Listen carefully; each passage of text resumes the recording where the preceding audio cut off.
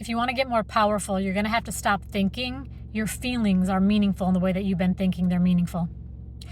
So what tends to happen is when you are in these situations that make you feel bad, and there is literally an infinite number of situations that can make us feel bad, we start to have all these feelings. We start to feel like, I didn't like the way that you talked to me because it made me feel invalidated. I don't like the things that you're doing because it's making me feel scared. I don't like that thing that you did because it made me feel betrayed. And so this just goes on and on and on and on. And so we think then, therefore, that the relief lies, the power lies at the level of the situation. I need X to stop happening in the world out there. I need X to be rectified in the external world so that what? Look at the punchline. It's always held in emotional math, so that I don't have to feel feelings I don't want to feel in my own body. Fine, that's totally natural, right? It's the biology. None of us like to feel lonely. None of us like to feel terrorized. None of us like to feel rejected. None of us like to feel humiliated.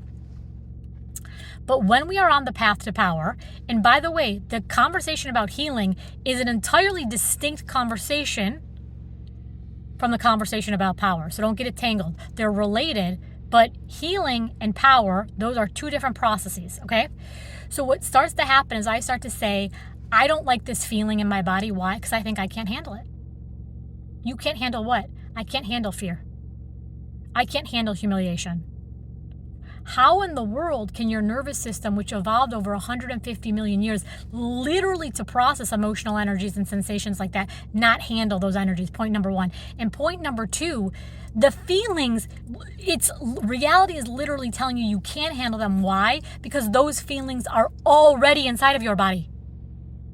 So that's like me being like, I can't handle the oxygen in my lungs. And reality is like, Julia, what are you talking about? The oxygen's already in your lungs. So the process of power is not to put the energies in our body. The process of power is to allow the energy to rise.